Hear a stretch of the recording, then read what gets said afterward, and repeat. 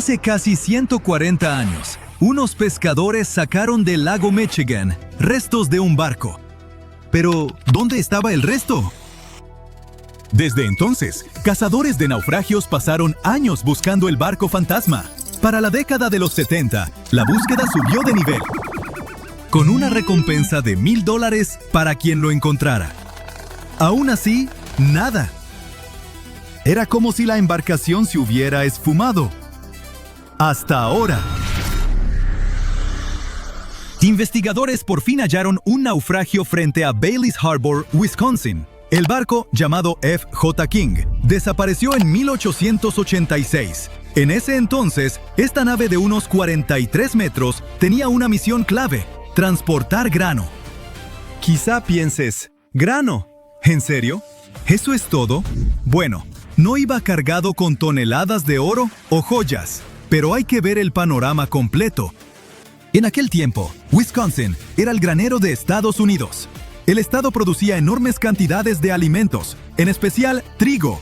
De hecho, allí se cosechaba cerca de 1/6 parte del trigo del país. El campo estaba en auge. Y eso, claro, significaba mucho dinero. El F.J. King formaba parte de esa época dorada. Durante unos 19 años, transportó y comercializó grano y mineral de hierro por el canal Welland.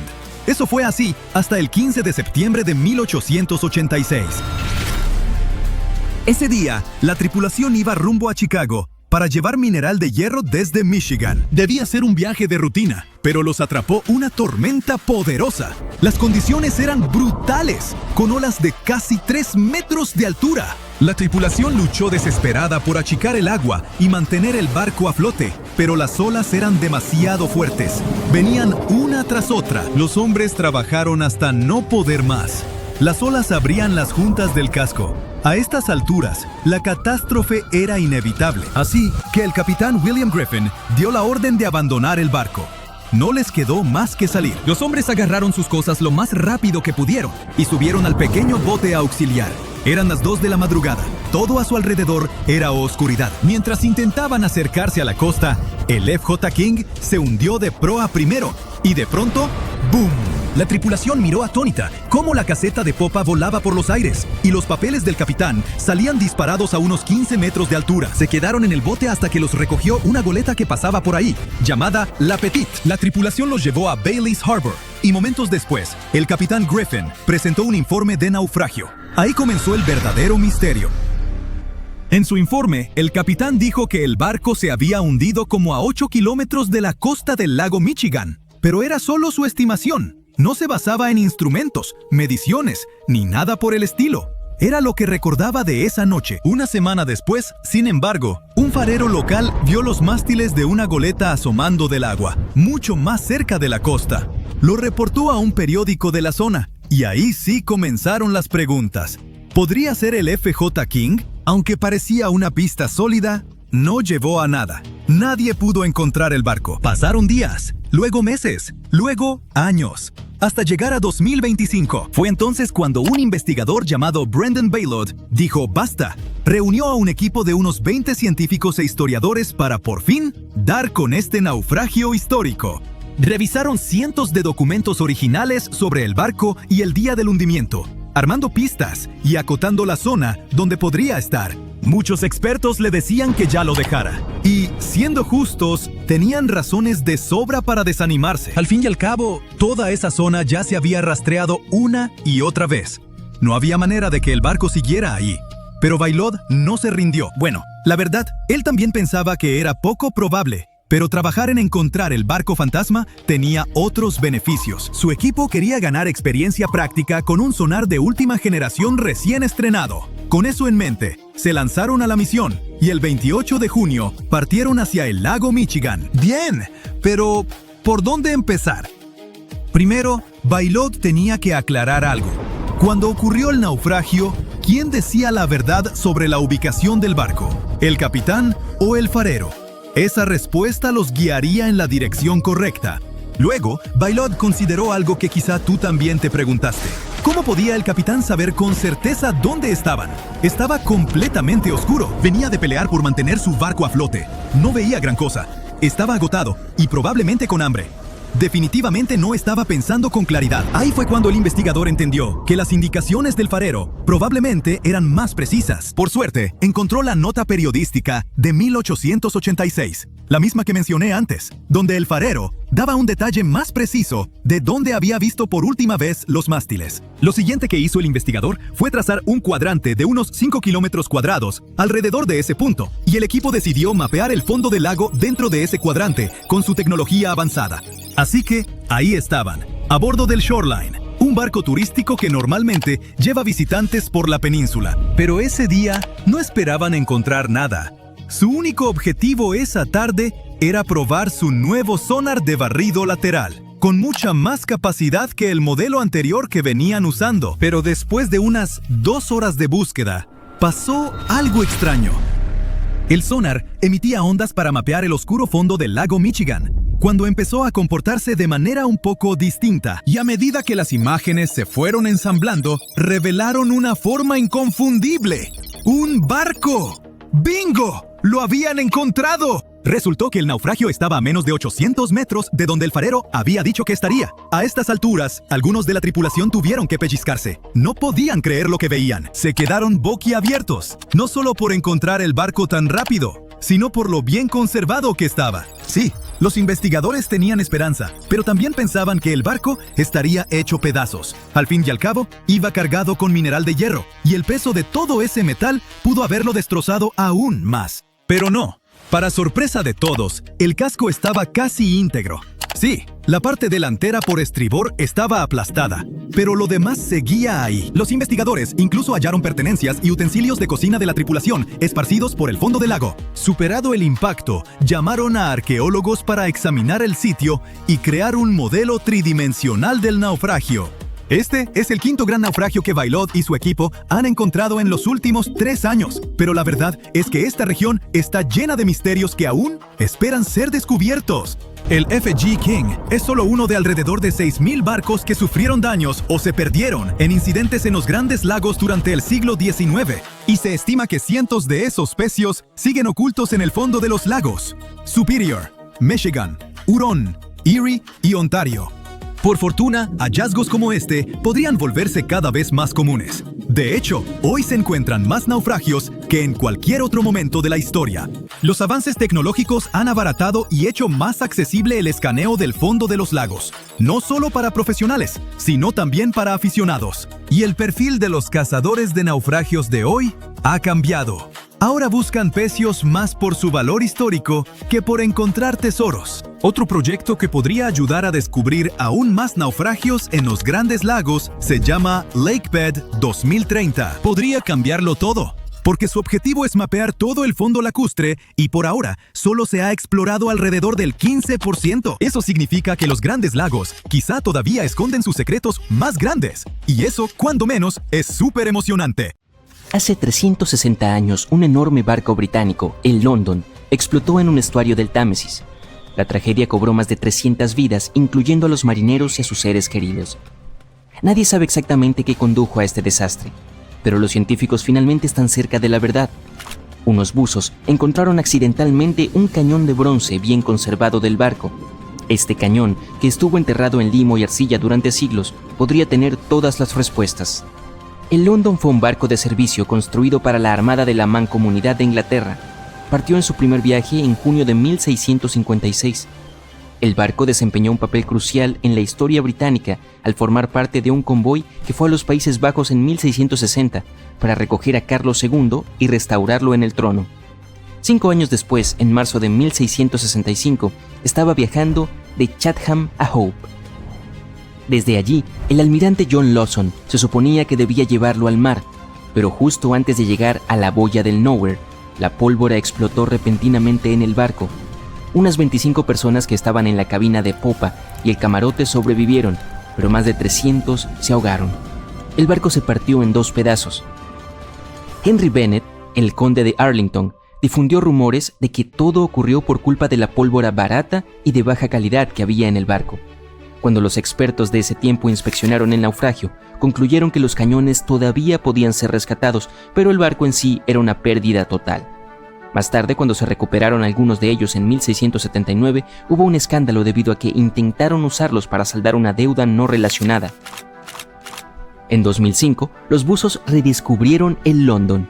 Para protegerlo, las autoridades portuarias incluso tuvieron que mover la ruta de navegación, y un equipo de arqueólogos comenzó a trabajar explorándolo. Este naufragio es importante porque nos ofrece conocimientos reales sobre la historia naval inglesa. La visibilidad en el estuario del Támesis puede ser terrible. A veces ni siquiera puedes ver 50 centímetros delante de ti. Trabajar en el sitio también es muy difícil porque está en un entorno de mareas complicadas y en una vía marítima muy transitada, donde enormes barcos de carga pasan constantemente. Así que cuando de repente apareció un cañón clavado en el barro, significaba que las condiciones tenían que ser absolutamente perfectas. Los expertos creen que el hallazgo es de la era de la Commonwealth, fundido entre 1656 y 1657 y tiene un tamaño mediano de unos 2,5 metros de largo. Formaba parte de un conjunto especial hecho específicamente para el London y se colocó en la cubierta inferior del barco. Cada cureña de cañón del London era única, ya que todos sus cañones provenían de diferentes países y periodos de la historia naval. Los cañones grandes eran muy raros y extremadamente caros de fabricar, ya que requerían toneladas de bronce o hierro y debían ser fundidos individualmente. Por eso, la marina a menudo tomaba cañones de barcos rivales capturados, viejos naufragios o buques retirados del servicio. El nuevo hallazgo es una de las pistas que podrían ayudar a los científicos a resolver el misterio de la tragedia de Londres. Hasta ahora también han encontrado zapatos de cuero, piezas de instrumentos, herramientas de madera, cuerda y una brújula. Para ellos, todos estos artefactos son como piezas de un rompecabezas. Aún no tienen suficiente evidencia para estar seguros, pero parece que tanto la pipa como las velas podrían haber sido fuentes de llamas que desencadenaron una explosión mayor. Algunos trabajadores hicieron otro hallazgo asombroso en una cantera inundada en el sureste de Inglaterra, a unos 100 kilómetros al sureste de Londres. Tropezaron con los restos de un barco raro de la época isabelina, a cientos de metros de la costa más cercana. Encontrar un barco de finales del siglo XVI es un gran acontecimiento porque muy pocos navíos de esa época han sobrevivido. Y estudiarlo podría ayudar a los científicos a responder algunas grandes preguntas sobre una era importante de la historia, cuando Inglaterra se estaba convirtiendo en un actor principal en el comercio europeo.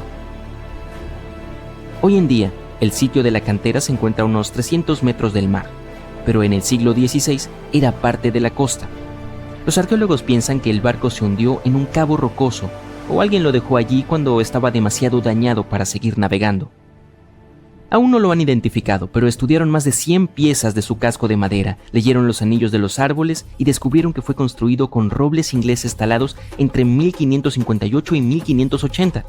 En esa época, el norte de Europa estaba cambiando del antiguo método clinker, donde las tablas se superponían como escamas de pescado, al estilo Carvel del Mediterráneo, en el que las tablas eran lisas y se unían entre sí, clavadas a un bastidor interno.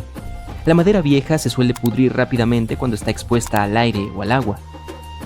Pero si está enterrada bajo una capa gruesa de lodo o limo sin oxígeno, puede sobrevivir durante siglos, y eso es exactamente lo que ocurrió aquí. El equipo está utilizando escáneres láser y fotografía digital para documentar todo sobre el naufragio. Una vez que terminen su investigación, planean volver a enterrar las maderas bajo el limo en el lago de la cantera, para que el barco pueda permanecer allí seguro por muchos siglos más. En Noruega, un equipo de arqueólogos encontró un barco en un lugar aún más inesperado. En un campo llano. Hay una colina llamada Montículo Yell. En realidad es un enorme monumento funerario que los mismos vikingos construyeron.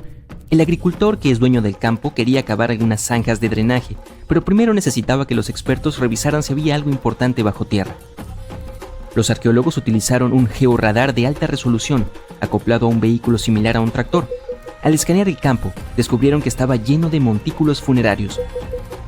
Al menos 8 nuevos que nadie había encontrado antes, y debajo de uno de los montículos, el radar captó el contorno de un barco.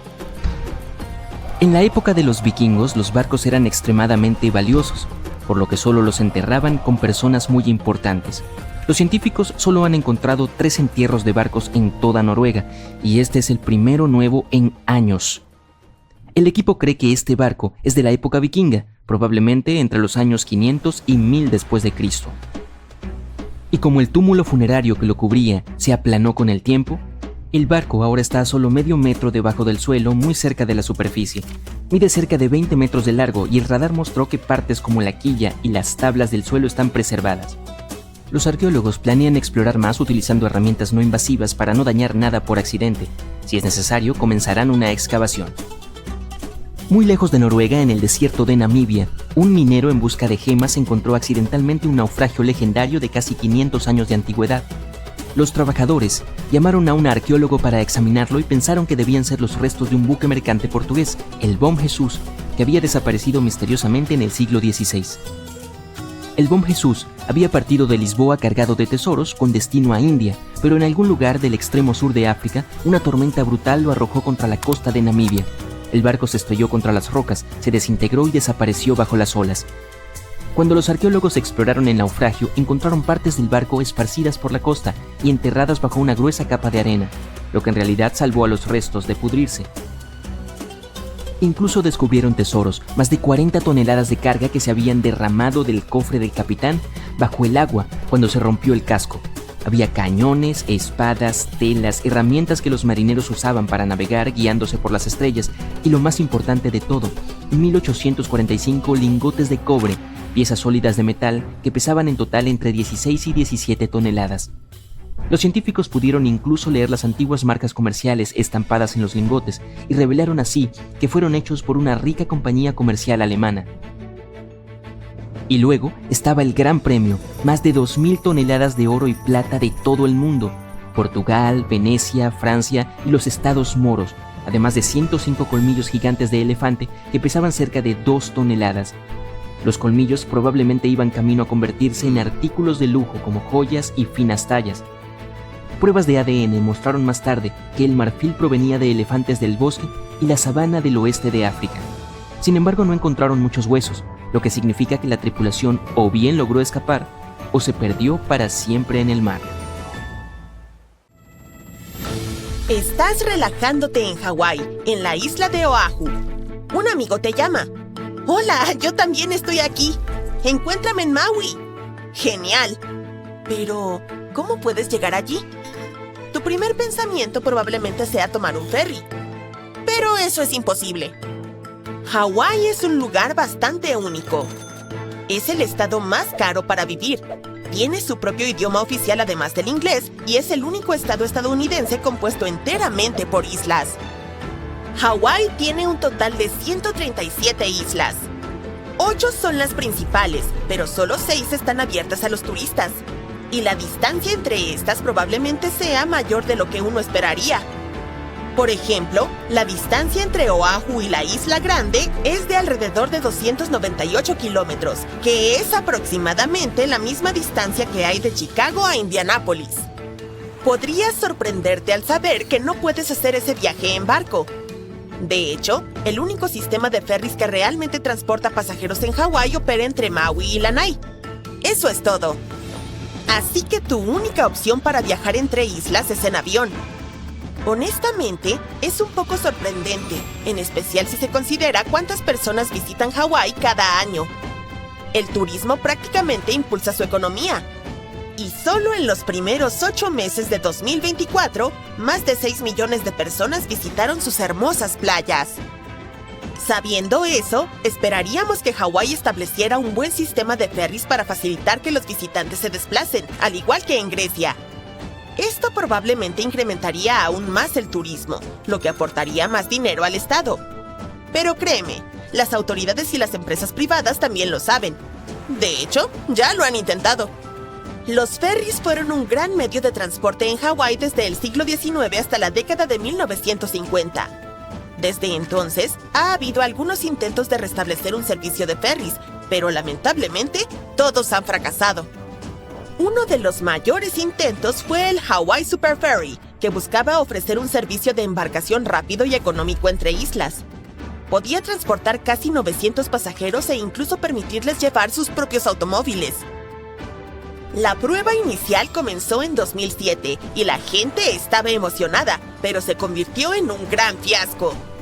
Surgieron un montón de problemas legales y ambientales, como preocupaciones sobre el impacto en la vida marina, en especial en las ballenas. Los tribunales decidieron que el ferry no había pasado por las revisiones ambientales adecuadas, y eso causó muchos problemas. Para 2009, después de montones de protestas y contratiempos, tuvieron que cerrarlo. Si surge un proyecto como este de nuevo, probablemente fracasará una vez más. Y hay algunas razones por las cuales es casi imposible establecer un sistema de transbordador regular allí. Comencemos hablando sobre las aguas agitadas de Hawái. Son profundas y salvajes. Toma como ejemplo el canal Alenuihaha. Es un tramo de 48,3 kilómetros que separa Maui de la Isla Grande. Su nombre significa Canal de las Grandes Olas que Rompen y hace honor a su nombre. Tiene más de 1,820 metros de profundidad, lo que lo convierte en uno de los tramos de agua más peligrosos del mundo. Además, el viento allí es extremadamente fuerte, el más veloz en las aguas costeras de Hawái. Pero no es más fácil en el resto del archipiélago. Toda la región es golpeada por tormentas del Pacífico hacia el norte, lo que envía grandes olas que chocan contra las islas y hace que las aguas sean agitadas e impredecibles. Las marejadas pueden venir de 3, 4 o incluso más direcciones. Esto hace que el mar se sienta realmente revuelto. Alguien que no esté acostumbrado a tomar ferries definitivamente encontraría eso, bueno, incómodo, por decirlo menos. Para enfrentar mares agitados como estos, los transbordadores tienen que ser realmente grandes y fuertes. Sin embargo, eso también los hace más caros y difíciles de operar que los de lugares como Alaska o el estado de Washington. Otra razón por la que es tan difícil establecer este sistema hoy en día tiene que ver con la vida marina. Un barco grande que se mueve a través de aguas poco profundas al atracar podría dañar gravemente el ecosistema local. Además, está el problema de que las rutas marítimas también son los caminos de migración de muchos animales marinos, como las ballenas jorobadas y los delfines giradores. No hay que olvidar que los servicios de ferry pueden facilitar la propagación de plantas y animales dañinos, lo que los expertos llaman especies invasoras. Verás, el ecosistema de Hawái es sumamente único porque ha estado aislado en medio del Pacífico. Cuando hablamos de plantas y animales nativos de Hawái, nos referimos a que llegaron allí por su cuenta, sin intervención humana. Lo hicieron con la ayuda de las olas, el viento o incluso aves que volaban sobre ellos. Pero eventos como estos son sumamente raros, por lo que durante más de 70 millones de años, sus plantas y animales no tuvieron que lidiar con competencia externa. Eso los hizo realmente frágiles. Entonces, llevar nuevas especies puede ser un gran problema, porque podrían terminar dañando el medio ambiente. Hawái ya ha estado luchando contra especies invasoras como las hormigas de fuego, las ranas coquí y la miconia, una planta de rápido crecimiento de Sudamérica que invade los bosques nativos. La gente allí se preocupa de que los ferries, que transportan coches y carga entre las islas, puedan propagar accidentalmente aún más a estos invasores. Como mencionamos al principio del video, las largas distancias entre sus tierras tampoco ayudan mucho. Por ejemplo, viajar en barco desde Oahu hasta la Isla Grande de Hawái te tomaría alrededor de 30 horas, y eso sin hacer paradas. El mismo viaje en avión dura alrededor de 50 minutos. Los transbordadores que cubren largas distancias son mucho más caros. Por lo tanto, necesitan una demanda mucho mayor para hacerlos rentables. Además, el Estado realmente no tiene la infraestructura, como suficientes puertos y terminales, para apoyar las operaciones, así que establecer nuevas rutas prácticamente no es viable. Los aviones, por otro lado, son otra historia. La industria de los viajes aéreos en Hawái ya está bien establecida y es muy competitiva. Eso significa que volar sigue siendo la opción más práctica en Hawái. Los aviones son rápidos, no te marean y son bastante asequibles. Generalmente cuesta alrededor de $100 un viaje de ida y vuelta. Bien, pero ¿qué piensan los locales sobre todo esto? Bueno, aparentemente no hay una gran demanda para que los residentes se trasladen entre las islas con tanta frecuencia. Oahu es la isla más concurrida de Hawái, con aproximadamente el 70% de la población del estado viviendo allí. Es donde se encuentra Honolulu, la capital, y donde se lleva a cabo la mayor parte de los negocios del estado. Así que las personas de las otras islas suelen ir por una cita médica específica o para asistir a un gran concierto. Y eso podría suceder 1 o 2 veces al año, no más que eso. Entonces, incluso si las personas pudieran elegir entre tomar un ferry o un avión para estas ocasiones especiales, la mayoría probablemente seguiría prefiriendo volar. Hay muchas opciones entre los aeropuertos principales de la isla. Por lo general, los aviones comienzan a volar alrededor de las 5 de la mañana y hay vuelos disponibles cada hora hasta el último, que suele ser a las 9 de la noche. Si has estado soñando con visitar este lugar paradisíaco, pero te preocupa gastar demasiado en boletos de avión, tengo algunos consejos para ti. Primero, ten en cuenta que visitar todas las islas principales en 5 días o menos es muy ambicioso. Por lo tanto, si no tienes mucho tiempo para estar allí, piensa en tus prioridades. Cada una de las 6 islas abiertas al turismo tiene su propio ambiente y actividades. Pero no necesitas visitarlas todas en un solo viaje y puedes ahorrar algo de dinero limitándote a menos de ellas. Aún puedes explorar la diversidad de las islas eligiendo 2 que ofrezcan un buen contraste entre sí. Por ejemplo, mientras Oahu tiene esa energía vibrante de ciudad, Kauai posee un ambiente mucho más relajado. Además, los vuelos por la mañana suelen ser más baratos. Y podría ser mejor volar entre semana en lugar del fin de semana, aunque la diferencia de precio normalmente no es grande. Con suerte, estos consejos te ayudarán a ahorrar algo de dinero mientras tienes una aventura inolvidable en las islas de Hawái. No olvides compartir este video con un amigo que también sueña con explorar estas asombrosas islas. Un arqueólogo portugués acaba de descubrir un montón de barcos hundidos llenos de oro, incluyendo un galeón español con 22 toneladas de oro y plata. Tanto oro hoy en día tiene un valor de unos 2.000 millones de dólares, y esta es la cantidad de un solo barco. El arqueólogo Alexandre Monteiro hizo este descubrimiento casi por accidente. Estaba estudiando algunos documentos cuando encontró información sobre un barco que desapareció en 1615 y decidió que quería encontrarlo. Después de muchos años, Alexandre no solo encontró esta embarcación específica. En realidad, descubrió 8.620 naufragios solo en las aguas de Portugal. De este número, 250 estaban llenos de oro, un descubrimiento que haría temblar a cualquier Jack Sparrow. La mayoría de estos barcos se hundieron por razones aburridas como el clima, pero a veces fueron destruidos en batallas que pueden haber sido épicas. Transportaban oro y otros tesoros del Nuevo Mundo hacia Europa y, por supuesto, todos querían su parte. Alexandre ha estado estudiando naufragios históricos durante 30 años, por lo que ha descubierto muchos barcos que se hundieron de maneras gloriosas. En 1816, por ejemplo, un barco de uno de los hombres más ricos de Portugal se hundió en Australia con la increíble cantidad de 66.000 monedas de plata. Este fue el primer barco de Portugal que se sumergió en las aguas de Australia. La mala noticia es que estos antiguos barcos hundidos, llenos de riquezas e historias épicas, no son tan fáciles de alcanzar. Están muy en el fondo del océano y cubiertos de arena. Igual podrías intentarlo, pero eso sería robar parte de la historia de un país, y eso no está bien, ¿verdad? Naturalmente, Portugal no fue el único país que exploró los mares en esa época. La costa de Europa está llena de barcos hundidos cargados de oro. De hecho, hay alrededor de 1 millón de naufragios históricos bajo el agua en este momento, y los tesoros abandonados bajo el mar podrían valer alrededor de 60.000 millones de dólares. Es una cantidad de dinero enorme, pero déjame decirte que estos barcos hundidos llenos de oro no valen realmente la pena. Hay muchas historias de descubrimientos de tesoros marítimos que se convirtieron en demandas judiciales terribles y hasta en largas condenas de cárcel.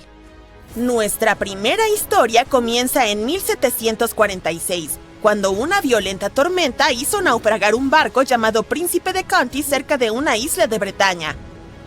La nave estaba llena de té, cerámica y tenía 100 lingotes de oro. Por supuesto, los dueños del barco intentaron salvar el botín, pero si no es fácil ahora, imagina cómo era en el siglo XVIII.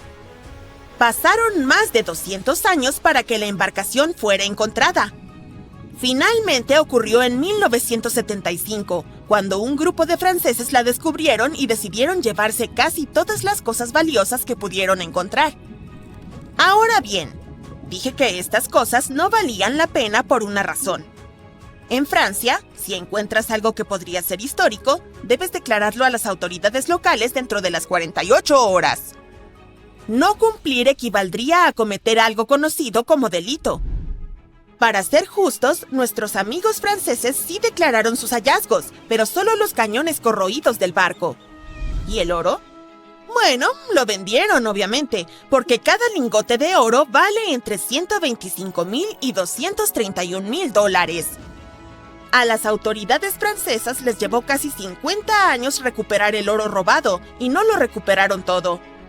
Parte de él fue comprado por una pareja de ancianos que vivía en Florida, y el delito es tan grave que fueron acusados de estar relacionados con lavado de dinero, crimen organizado y tráfico de bienes culturales. Los saqueadores también vendieron algunos lingotes de oro a la colección del Museo Británico. Ahora, volvamos a la década de 1850, cuando un vapor llamado SS Central America viajaba de Panamá a California y de regreso. Esto ocurrió durante la fiebre del oro de California, una época en la que 300,000 personas se trasladaron a California para buscar oro. Debido a que la ruta de viaje no era nada sencilla, la gente tenía que transportar su oro en grandes barcos. Aquí es donde entra en escena nuestro amigo el SS Central America. En 1857, el barco tenía a bordo 578 personas y unas 10 toneladas de oro. Muy pocos sobrevivieron, y entre 100 y 150 millones de dólares en oro se hundieron con el barco. Todo esto explica por qué, en 1988, un grupo de inversores de Columbus decidió financiar un proyecto de investigación para encontrar este barco. La investigación fue liderada por un hombre llamado Tommy Thompson. Tommy estaba obsesionado con la idea de encontrar este barco hundido lleno de oro. Le llevó años hallar la ubicación exacta del SS Central America, en especial porque el barco estaba a 2.300 metros bajo la superficie del Océano Atlántico y recuperarlo requería de mucha tecnología sofisticada. Un grupo de 161 inversores financió su aventura, pero no hace falta decir que no lo hicieron por amor. Invirtieron $12,500,000 en este proyecto porque esperaban ganar al menos 10 veces más. Pero como la vida no es todo risas y alegrías, 39 compañías de seguros demandaron al equipo de investigación en cuanto recuperaron el oro. En aquel entonces, cuando el barco estaba operativo, estas compañías aseguraron la carga del SS Central America, y cuando finalmente la carga fue recuperada, más de 100 años después, querían ser indemnizadas. Dijeron que no era su trabajo recuperarlo, pero eso no significa que lo abandonaran. Estos disparates no prosperaron, y el 92% del oro fue entregado al equipo de investigación. La trama se complicó cuando los inversores fueron estafados por nada menos que Tommy Thompson, quien huyó con $4,160,000. También tenía 500 monedas de oro, pero no le ha dicho a nadie dónde están. Casos como este son la razón por la que la mayoría de los países tienen reglas para proteger las propiedades culturales. Y sí, a veces los naufragios pueden ser una propiedad cultural. Obviamente, hay muchos descubrimientos de tesoros marítimos que ocurren sin violar ninguna ley. El SS City of Cairo, por ejemplo, era un vapor que se hundió en 1929 con 2,000 cajas de monedas de plata, con un peso de 122 toneladas. Una empresa llamada Deep Ocean Search recuperó las monedas de una profundidad de 5,200 metros, 1,400 metros más profundo que el Titanic. 34 millones de libras fueron al Tesoro del Reino Unido, y Deep Ocean Search también recibió una parte. La buena noticia es que algunas de las monedas pueden ser compradas por coleccionistas de manera legal. Pagar por un tesoro es tal vez lo más cercano que se puede estar de un hallazgo arqueológico submarino. Sé que todo lo que hice fue destruir tus sueños de piratería, pero aunque saquear naufragios llenos de oro puede ser un delito en la mayoría de los países o simplemente imposible para nosotros meros mortales, no todo está perdido. Hay unos 770 billones de dólares en oro en el fondo del océano, y no tiene dueño. Es como una mina de oro submarina, solo que el oro está en el agua. ¿Sabías que el agua del océano es salada, no? Bueno, el oro se mezcla con los minerales del agua, así que no es como si fueras a tropezar con una pepita de oro en la playa. Cada litro de agua de mar contiene 13.000 millonésimas de gramo de oro y es muy difícil extraer esas diminutas partículas del agua. Pero eso no significa que no haya habido intentos y, por supuesto, también ha habido engaños. En la década de 1890, un hombre afirmó haber inventado un aparato que extraía oro del agua de mar. Cuando consiguió suficiente dinero, huyó del país con el efectivo. Si realmente quieres obtener algo de oro, podrías intentar extraerlo del núcleo de la Tierra, que contiene 1,6 trillones de toneladas de oro. Hay 16 veces más oro en el núcleo de la Tierra que el que los humanos han extraído en toda la historia. No hay engaño aquí, ya que nadie se ha atrevido a llegar hasta allí todavía. Si los arqueólogos siguen descubriendo barcos hundidos llenos de oro por ahí, tal vez podamos hacer nuestros propios hallazgos de tesoros marítimos, o al menos ahorrar suficiente dinero para comprar algunas monedas de plata. Barcos y aviones que desaparecen sin dejar rastro. Pasajeros de los que nunca más se supo nada. Informes de extrañas luces en el cielo. No, estas no son escenas del próximo éxito de taquilla de Hollywood, sino algunos de los extraños sucesos reportados durante más de un siglo en un área conocida con el siniestro nombre del Cementerio del Lago Ontario, también llamado Triángulo de las Bermudas de Canadá o Vórtice de Marysburg. Se extiende a lo largo de una parte del lago Ontario, desde Kingston hasta el condado de Príncipe Eduardo, en Canadá, y hasta Oswego, Nueva York, en los Estados Unidos. Los relatos sobre esta región pueden ser tan escalofriantes como el agua helada del lago en el que ocurrieron. La historia más inquietante involucra a una goleta llamada Bavaria. Corría el año 1889 y el barco estaba siendo remolcado a través del lago. Las aguas turbulentas cortaron la cuerda del remolque y el Bavaria se alejó flotando. Afortunadamente, la goleta fue encontrada más tarde a salvo y completamente intacta, pero faltaba una cosa: la tripulación. No había una sola persona a bordo. Lo que hace que esta historia sea aún más extraña es que se había puesto la mesa para la cena. Se descubrió una barra de pan recién horneada y el dinero y los documentos del capitán estaban completos. Incluso vi un canario mascota cantando felizmente como si nada estuviera mal. ¿Qué pasó con la tripulación? Puede que nunca lo sepamos, y este no fue un incidente aislado. Poco más de una década después, en 1900, 3 barcos, el Annie Minis, el Picton y el Acacias, navegaban por el lago. Solo 2 de ellos llegarían a su destino. El tercero, el Picton, se adelantó a los demás y simplemente desapareció. Según un cocinero del Annie Minis, estábamos bien adentrados en el lago y haciendo un buen tiempo cuando de repente vimos que las gavias del Picton se desplegaban y luego sus velas más bajas se asentaron. Después, mientras nos deteníamos y observábamos, el Picton simplemente desapareció. Es posible que se haya hundido, ya que más tarde se vieron algunos restos en el agua, pero el barco en sí nunca fue encontrado y ninguno de sus tripulantes fue localizado. Unas semanas más tarde, se descubrió una botella con una nota en el interior en Sackett's Harbor, Nueva York. La nota era del capitán Sidley del Picton. Me amarré a Busy con cuerdas para que nos encuentren juntos. Busy era el hijo de 12 años del capitán. La nota generó más preguntas que respuestas. Si los testigos estaban en lo cierto, la desaparición del barco había sido bastante rápida. ¿Cuándo supo el capitán Sidley que estaba en peligro? ¿Por qué no pidió ayuda si tenía la posibilidad? ¿Cuándo tuvo tiempo de escribir una nota y embotellarla antes de atarse con su hijo? Realmente es un misterio. Y no fueron solo barcos los que se enfrentaron a fuerzas extrañas en la zona. Los aviones también tuvieron problemas para pasar en una pieza.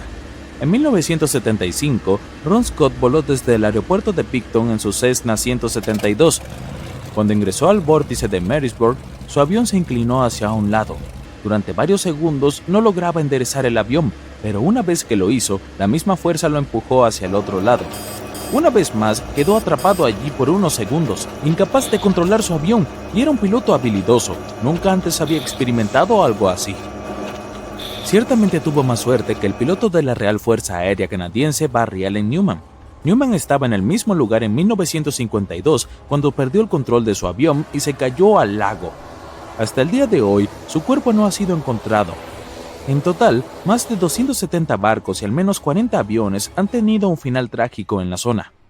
Para agregar al misterio, hay gente que informa haber visto una serie de luces u orbes brillantes o un barco oscuro flotando en el cielo. Estos son fenómenos aún más difíciles de explicar. Los testigos insisten en que todo es verdad. Sitwell dijo que vio una forma extraña, como un diamante girando lentamente en el cielo, y luego simplemente desapareció. Otros también afirman haberlo visto. Por supuesto, el vórtice de Marysburg es solo uno de varios lugares en todo el mundo conocidos como vórtices viles, un término acuñado por el biólogo y escritor Ivan T. Sanderson. Él descubrió otras 12 áreas igualmente espaciadas en la superficie de la Tierra donde suceden cosas extrañas. La más conocida de ellas es, por supuesto, el temido Triángulo de las Bermudas, situado en el Océano Atlántico entre las Bermudas, Florida y Puerto Rico. Se le atribuye la desaparición de miles de personas a bordo de barcos y aviones. Incluso el explorador Cristóbal Colón experimentó el misterio del Triángulo de las Bermudas durante su primer viaje a América en 1492. Contó que las brújulas apuntaban en la dirección equivocada.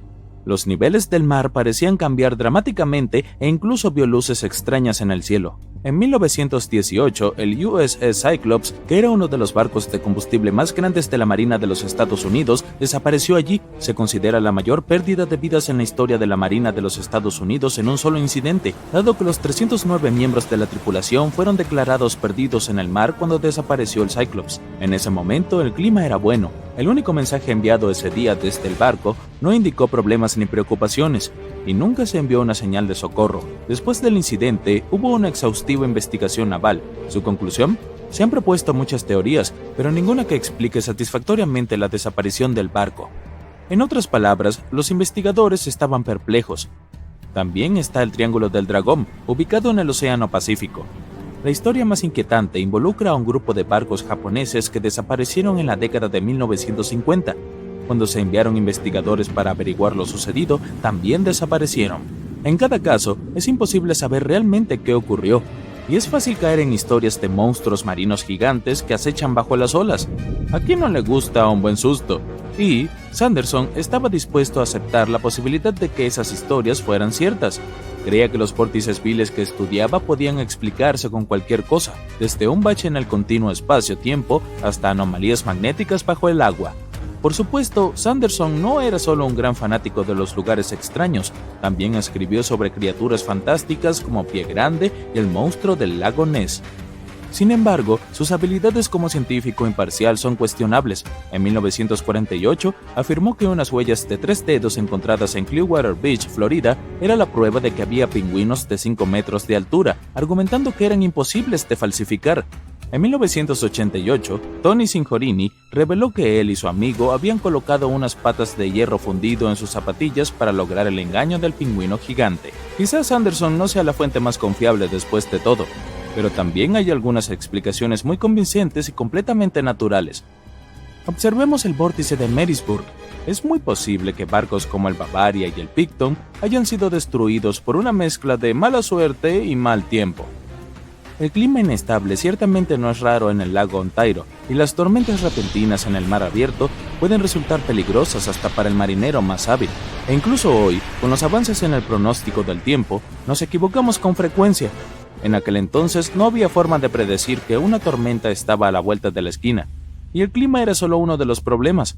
El historiador Mark Seguin comentó que se sabía que la zona era peligrosa, porque el lecho del lago se vuelve poco profundo rápidamente a lo largo de la costa este.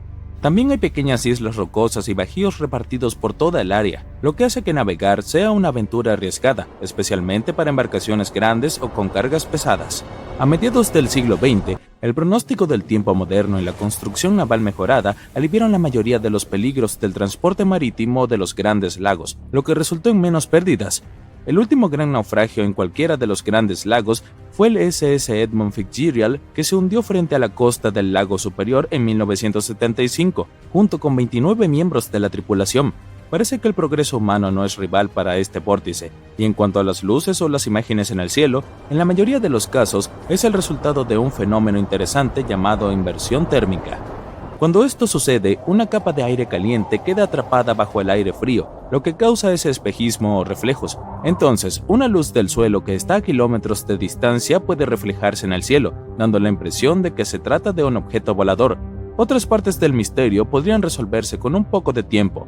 El agua dulce y las temperaturas gélidas del lago Ontario ayudan a preservar los barcos y aviones que descansan allí. A medida que los buzos e investigadores continúan explorando el área, tal vez finalmente sepamos el destino de Bavaria, el Picton, el capitán Sidley y su hijo. Los gigantescos buques portacontenedores son responsables de gran parte del comercio mundial. Gracias a ellos recibes tus pedidos de ultramar, tarde o temprano. Pero tienen un problema, como cualquier navío mecánico, tienden a averiarse. Ahí es cuando entran estos pequeños. Los remolcadores están pensados para ayudar a cualquier embarcación varada que haya perdido potencia o haya sufrido algún daño técnico o físico. Además de ser buques de salvamento, los remolcadores también ayudan a guiar a los buques cuando atracan. Como estos barcos son enormes por debajo, necesitan pequeños remolcadores para inspeccionar los alrededores y ayudar a guiarlos para que atraquen correctamente. También sirven como buque bombero en caso de que se produzca un incendio en el barco. Muchos de estos cargueros ya cuentan con un sistema para detener los incendios, pero los remolcadores proporcionan una ayuda extra en caso de que el fuego se descontrole.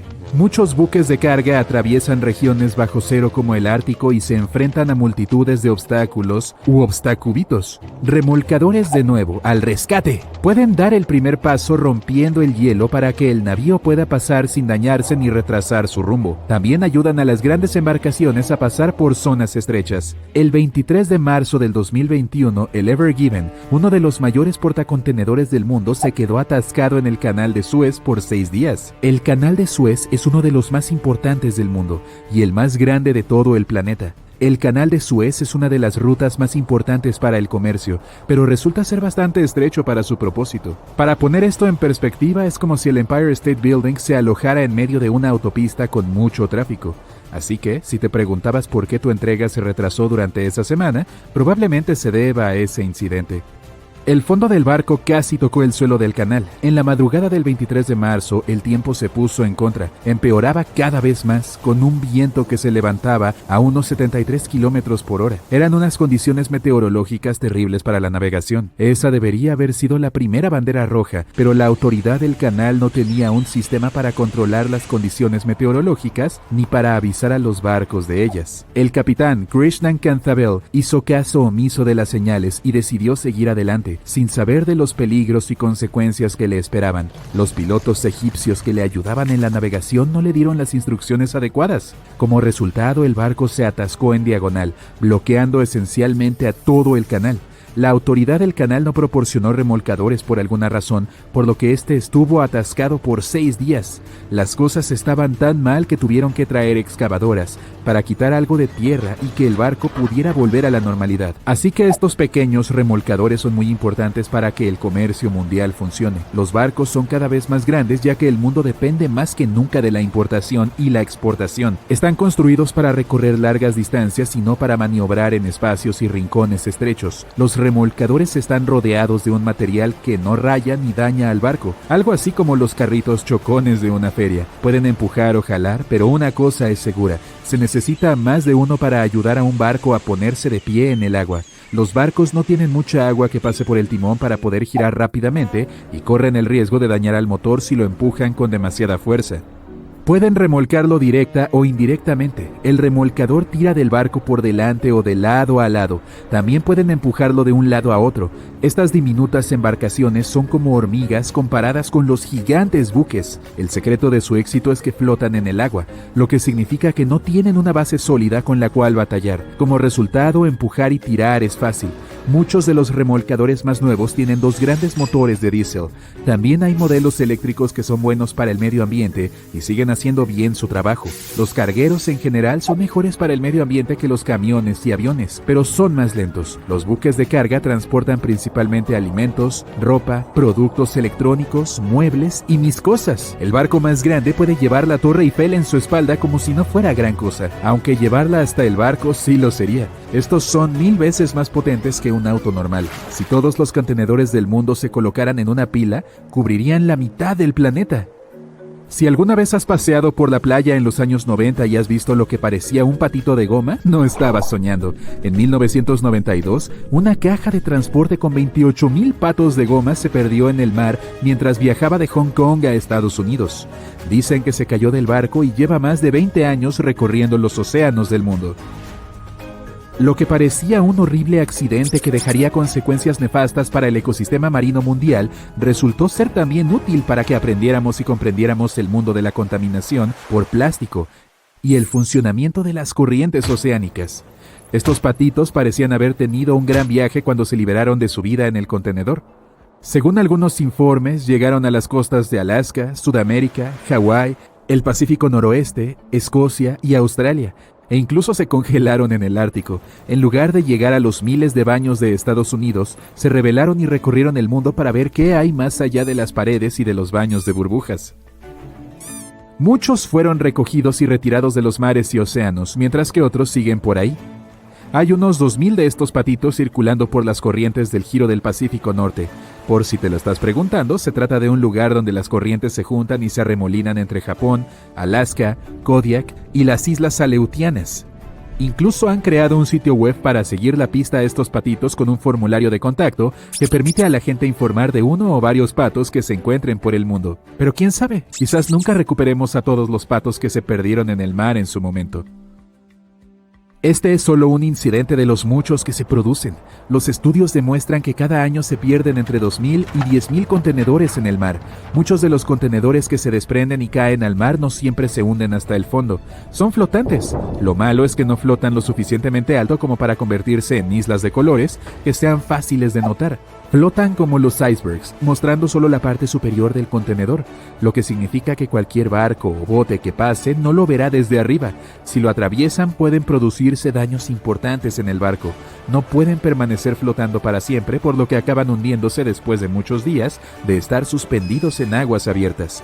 Algunas personas incluso han visto contenedores de transporte arrastrados a la costa después de quedar varados en el mar.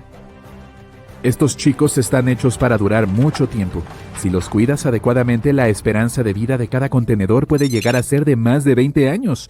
Es bastante sorprendente ya que viajan por todo el mundo y se llenan y rellenan con nuevos artículos muchas veces. Pasan por todo tipo de condiciones meteorológicas y tienen que sobrevivir en diferentes climas. Muchas casas modernas están hechas de contenedores marítimos retirados, diseñados con un bonito toque estético. Las casas de contenedores marítimos ofrecen exactamente las mismas condiciones de vida, pero con un aspecto atractivo. Además de tener un aspecto atractivo, son económicas en comparación con las casas normales. Se pueden ahorrar mucho dinero con la estructura prácticamente hecha a medias. Todo lo que se necesita es un poco de cimentación y unos cuantos ajustes aquí y allá, y ¡pum!, ya tienes una casa. Además, le haces un favor al mundo contribuyendo al medio ambiente. Esas casas son contenedores reciclados que acaban de ser reformados y pulidos para que cualquiera pueda vivir en ellos. Son lo suficientemente buenos para vivir en condiciones de congelación o en un clima abrasador. El sector está en pleno auge, por lo que puedes recibir tu casa nueva en 10 semanas. Puedes personalizarla antes de que te la construyan. Es fácil de transportar ya que no es pesada, solo es voluminosa. Puedes prever tus costos sin los pagos sorpresa que puedan producirse. Muchos de estos contenedores comienzan su andadura en un astillero y viajan por todo el mundo. Y al final se retiran en un bonito terreno y acogen a familias que formarán parte de su historia. ¡Wow! Apenas si puedo contenerme. En 2017, más de 25 millones de personas se embarcaron en cruceros a lo largo del mundo. Por si no lo sabías, eso es más que la población total de Grecia. Se ha convertido en la opción favorita de los Estados Unidos a la hora de irse de vacaciones. Y es fácil ver por qué subir a un crucero es más popular cada año. Los cruceros también están ganando presencia entre las nuevas generaciones. 2/3 de los millennials y la generación Y afirman que los cruceros son su nuevo tipo de vacaciones preferido. ¿Cómo puede ser? Bueno, veamos. Es fácil de planificar. Una vez a bordo puedes encontrar actividades para todos los miembros de la familia y tienes la oportunidad de visitar varios destinos diferentes en un solo viaje. Una ventaja adicional de viajar en un crucero, puedes conocer varios destinos para un futuro viaje.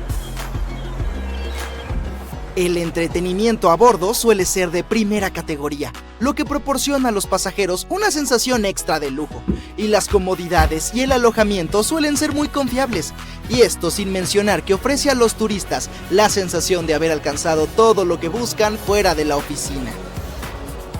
Royal Caribbean International es una de las empresas de cruceros más importantes del mundo En 2018 contaba con más del 19% del mercado de cruceros.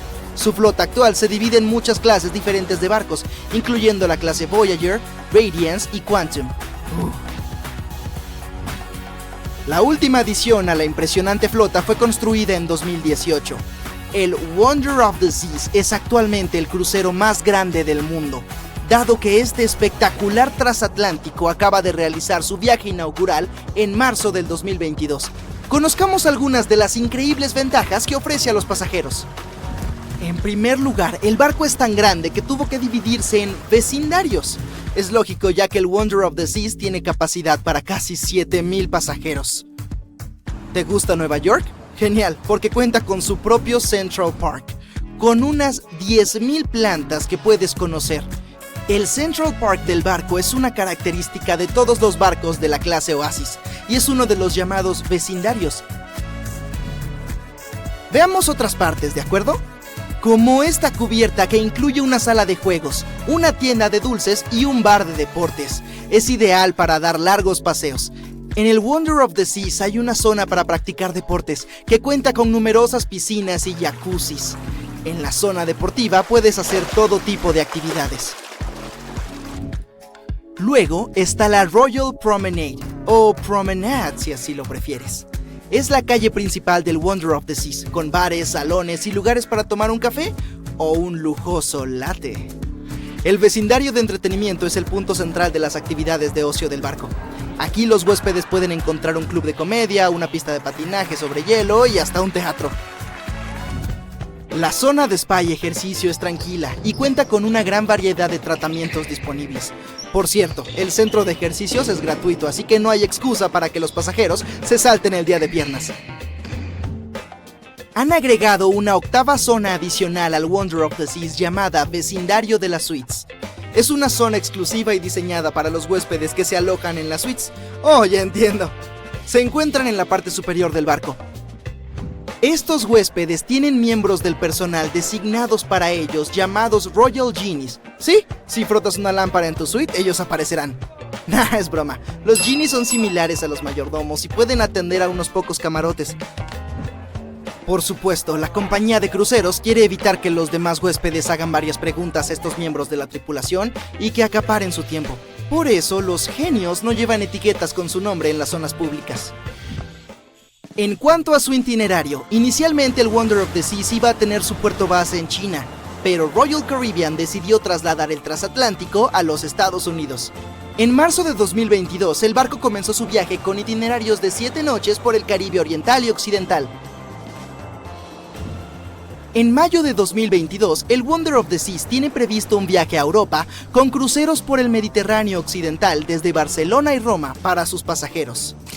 Los turistas también podrán visitar Palma de Mallorca, España, y Capri, Italia.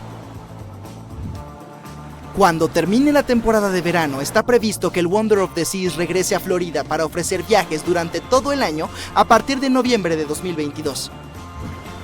Existe un rumor falso que afirma que habrá un nuevo crucero especial para alérgicos y que se llamará Wonder of the... ¡Achis! No hay nada de cierto en eso.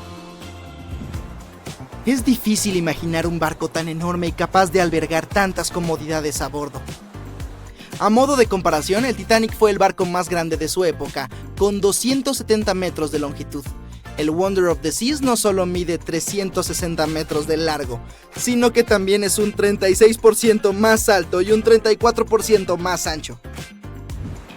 Hablando de botes salvavidas, que es lo que voy a hacer, el Titanic tenía apenas 20 botes salvavidas a bordo, que trágicamente no fueron suficientes para acomodar a todos los pasajeros después de que el barco chocara con el iceberg. Pero el Wonder of the Seas tiene un número aún menor de botes salvavidas, 18 para ser exactos. ¿Suena extraño y peligroso? Bueno, en realidad no, ya que cada uno de estos botes salvavidas puede albergar hasta 370 personas. Esto significa que todos los pasajeros y miembros de la tripulación, unos 8,000 si se llenara, estarán a salvo en caso de emergencia. Si de alguna manera pudiéramos organizar una carrera entre los dos barcos, bueno, el Titanic sería más rápido, superando al Wonder of the Seas por un nudo por hora. Hoy en día los pasajeros de cruceros están más interesados en la experiencia que en la velocidad del barco en sí. Por eso la velocidad no es un aspecto extremadamente importante. En términos de costos, el Titanic costó unos 7.5 millones de dólares en el momento de su construcción, lo que hoy equivale a unos 200 millones de dólares. ¿Y el Wonder of the Seas? Su construcción costó la asombrosa cifra de 1.350 millones de dólares, lo que lo vuelve 6 veces más caro que el Titanic. ¿Qué tal si comparamos los precios de las entradas? Bueno, en este caso, el boleto más barato del Titanic costaba 7 libras esterlinas, lo que equivale a unos $1,000 en la actualidad. El boleto más barato en el Wonder of the Seas cuesta actualmente $423, pero los precios pueden variar según el lugar y la temporada, el itinerario y la propina que le des a tu Royal Genie. Y sé que quieres preguntarlo, ¿qué pasará con los icebergs? Bueno, el Titanic navegó por el gélido Atlántico Norte, donde era necesario estar atento a ellos. El Wonder of the Seas navegará por el cálido Caribe, donde lo peor que podrás presenciar es un 17 en el Blackjack. Ups, perdiste. Al lado de sus otras hermanas de la flota de Royal Caribbean, el Wonder of the Seas sigue siendo igual de impresionante. Los primeros barcos de la compañía podían albergar a unas 2.500 personas, incluyendo a los pasajeros y al personal. Estos barcos eran el Splendor of the Seas, el Legend of the Seas y el más pequeño de todos, el Pulgarcita of the Seas. No, espera, su nombre es Empress of the Seas. Ups, me equivoqué. Los barcos más grandes de la flota de la compañía pueden albergar a unas 9.000 personas en total, casi 3 veces el tamaño y la capacidad de los transatlánticos anteriores. El Wonder of the Seas es uno de ellos, así como el Harmony of the Seas y el Symphony of the Seas. ¿Ves un patrón aquí? Así es, si alguna vez encuentras un barco con Of the Seas en su nombre, es seguro asumir que pertenece a Royal Caribbean. Pero si se trata de una lata de atún, podría llamarse Chicken of the Seas. ¿Qué? Me gusta el atún. Elegir entre los cruceros en función de su tamaño es como preguntarte si deberías visitar tu museo local o el Louvre en París. Todo depende de tus preferencias. Algunas familias prefieren los ambientes pequeños, otras son fanáticas de los grandes espacios que ofrecen todo lo que puedan necesitar. Desde un punto de vista histórico, lo mucho que hemos avanzado en materia de transporte marítimo es igual de emocionante. Por ejemplo, el SS Royal Williams fue el primer barco que realizó un viaje transatlántico, casi totalmente a vapor en 1833. Solo tenía 50 metros de largo y podía albergar a unos 155 pasajeros. No hubiera querido estar ahí, suena un viaje apretado. Por otra parte, el primer megabarco moderno del mundo fue el MS Sovereign of the Seas. Zarpó en 1987. Solo tenía 270 metros de largo y podía transportar un poco menos de 3.000 pasajeros. El tamaño y la capacidad no son las únicas mejoras de los nuevos cruceros. Los recientes avances tecnológicos en inteligencia artificial y reconocimiento facial han permitido a los operadores de cruceros garantizar un embarque más rápido y fluido para los pasajeros. Si antes tardaban entre 60 y 90 minutos en embarcar, hoy los operadores consiguen que la gente se instale con comodidad en menos de 15 minutos. De seguro ya estás deseando reservar un boleto, pero veamos algunas de las actividades más interesantes que puedes probar a bordo del Wonder of the Seas. Así sabrás en qué te estás metiendo. Todos los barcos del Royal Caribbean tienen varias obras de arte a disposición de sus huéspedes, pero el Wonder of the Seas va más allá, y hasta cuenta con estatuas de astronautas en lugares clave del barco. Encontrarás al primer astronauta mirando a través del cristal en la cubierta, mientras que el segundo está ocupado escalando. El tercer y último astronauta es un aficionado del cine. Se encuentra cerca de los asientos en la sala de proyecciones. Buscar los astronautas es toda una experiencia para los huéspedes. En la zona sin acceso a luz solar, el Wonder of the Seas cuenta con balcones virtuales. En caso de mal clima, los huéspedes pueden seguir sintiéndose al aire libre sin tener que esconderse del viento o la lluvia. Los adolescentes tienen un lugar propio en el barco. Hay un club especial con una bañera de hidromasaje privada, una zona de selfies, juegos y asientos cómodos. La parte interior de este club cuenta con una máquina expendedora, una interesante colección de literatura y fútbol de mesa. ¿Dónde me anoto? Lejos en mar abierto, en un día perfectamente tranquilo, aparece un punto en el horizonte. Aumenta de tamaño a medida que se acerca, y pronto puedes ver que es un barco.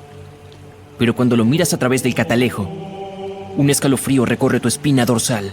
El barco está en perfectas condiciones y su carga está a bordo, pero está completamente desprovisto de gente, flotando con indiferencia por la corriente. Eso fue lo que vio el capitán del Ellen Austin en 1881 y lo que trajo tantos pesares a su tripulación. En diciembre del año anterior, el Ellen Austin, un gran barco de 70 metros de eslora, salió del puerto de Liverpool para hacer su viaje a Nueva York. El barco transportaba una gran cantidad de personas con la esperanza de encontrar una mejor vida en el Nuevo Mundo. El capitán A.J. Griffin viró el barco hacia el suroeste para hacer un viaje más corto, y unas pocas semanas después, en 1881, se encontraron al norte del Mar de los Sargazos, conocido por su falta de vientos y fuertes corrientes circulares. Los barcos que quedaran atrapados en ellas podían perder el control y seguir a la deriva en círculos hasta que fueran arrastrados al centro. A partir de ahí serían increíblemente afortunados de volver a pisar las corrientes. Pero la mayoría de las veces se quedaban en el desolado desierto del mar para siempre. Pero aún, el área pertenecía al notorio Triángulo de las Bermudas, que ya era conocido por derribar barcos y hacerlos desaparecer sin dejar rastro. La tripulación del barco estaba nerviosa. Temía encontrarse con una zona tan peligrosa y tan cerca de un mar que pudiera paralizarlos. E inquietantemente, parte de la calma del Mar de los Sargazos debió haber escapado porque el Ellen Austin perdió su velocidad un día y cayó a la deriva sin vientos. Sin embargo, estaba bien. Tenían abundantes provisiones y todavía estaban dentro del programa de viaje. El capitán Griffin caminaba alrededor de su barco, dando órdenes con una voz llena de autoridad tranquila, y tanto su tripulación como los pasajeros confiaban en él completamente. Pero entonces el vigía gritó desde arriba que había un barco a la vista. Y de hecho, cuando el capitán miró en la dirección que señalaba el hombre, vio una pequeña goleta que se movía lentamente hacia el Ellen Austin. A medida que se acercaba, se hizo evidente que la forma en que se movía la extraña nave no era la correcta. El capitán frunció el ceño y lo examinó a través de su catalejo. La goleta estaba intacta, pero en un silencio inquietante. No había una sola alma a bordo. Los barcos abandonados no eran tan raros en el Atlántico en ese momento, pero tampoco lo eran los piratas. El capitán Griffin decidió esperar y observar. Después de 2 días, la goleta seguía igual de tranquila, y el capitán finalmente pensó que estaba bien ir a revisar. Tomó a un pequeño grupo de marineros y abordó el barco varado. No había nadie allí, pero la suerte parecía estar del lado de Griffin.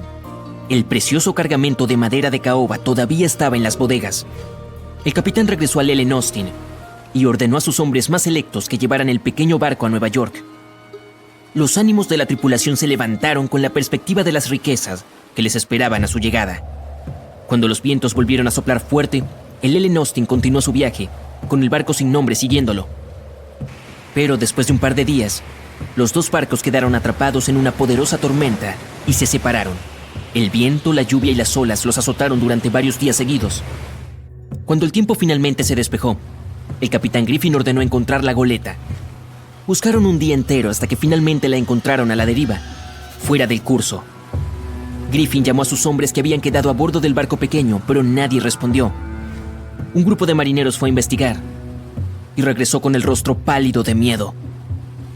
Toda la tripulación de la goleta había desaparecido durante la tormenta. Sin embargo, el capitán no era de los que estaban dispuestos a perder un hallazgo tan valioso y ordenó a otro grupo que tomara el control de la goleta. De mala gana, los marineros obedecieron y los 2 barcos continuaron su viaje. Acordaron permanecer lo más cerca posible el uno del otro y tocar sus campanas a intervalos establecidos por la noche para que el otro barco supiera que estaban bien. Varias noches pasaron sin problemas, con las campanas repicando tranquilizadoramente cada hora. Pero un día, una espesa capa de niebla cayó sobre el mar y bloqueó casi por completo la visión. Los barcos continuaron a pesar de eso y comenzaron a hacer sonar sus campanas más seguido. Cuando llegó la noche, la niebla todavía estaba allí, pero las campanas eran el sonido de la vida, hasta que se detuvieron. El capitán Griffin tocó la campana una vez, luego 2 veces. Sin respuesta. La tripulación encendió los fuegos y miró hacia el mar con atención. Pero la niebla aún no se había disipado y no podían ver nada en el abismo que se arremolinaba más allá de la borda del barco. Nadie pudo dormir esa noche y esperaron en silencio hasta el amanecer. Los primeros rayos del sol hicieron que la niebla se dispersara lentamente y toda la tripulación se dirigió al borde de la cubierta con el corazón apesadumbrado. Aún les quedaba algo de esperanza hasta que los últimos hilos de niebla se fueron, revelando un vasto, tranquilo y, lo más importante, océano vacío. La goleta sin nombre había desaparecido y también el segundo grupo de marineros del Ellen Austin.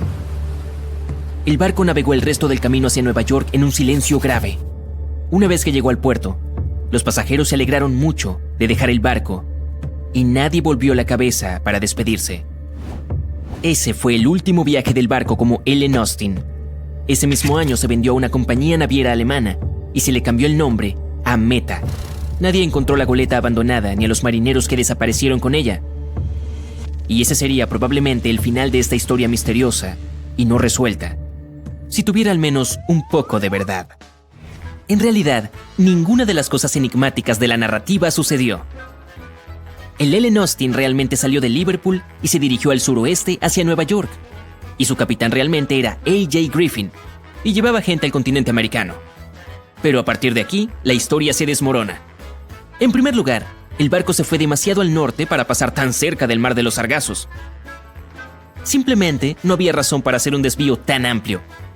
A pesar de que los vientos del oeste eran fuertes, seguía siendo más rápido tomarlos de frente que ir en dirección sur.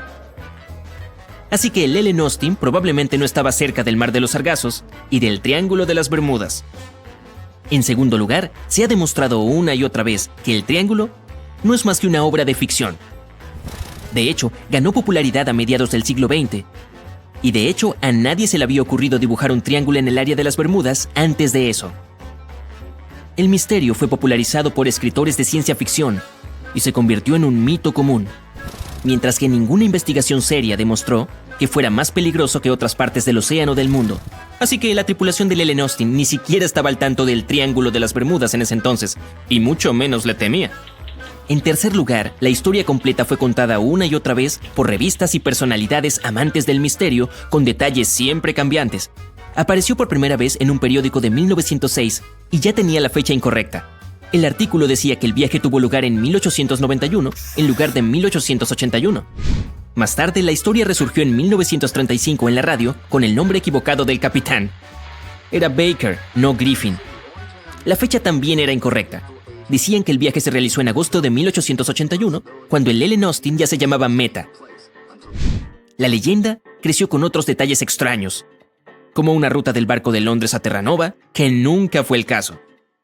Pero la desacreditación final provino de los archivos del Lloyd's de Londres, el mercado de seguros marítimos que guarda todos los registros de las rutas de los barcos comerciales y de emigración. Los documentos de allí dicen que en febrero de 1881, el Ellen Austin completó su viaje a través del Atlántico hasta Nueva York, sin incidentes. El capitán A.J. Griffin desembarcó del barco con toda su tripulación sana y salva y declaró que no había pérdidas de manos durante el viaje. El viaje duró más de 2 meses porque el barco tuvo que luchar contra los fuertes vientos del oeste que lo empujaban hacia Gran Bretaña. La tripulación informó que no hubo encuentros extraños en el camino y todo fue tan aburrido como era posible. E incluso los pasajeros debieron estar sonriendo cuando pisaron por fin el suelo estadounidense, sin darse cuenta de la falsa historia de la que estaban a punto de formar parte.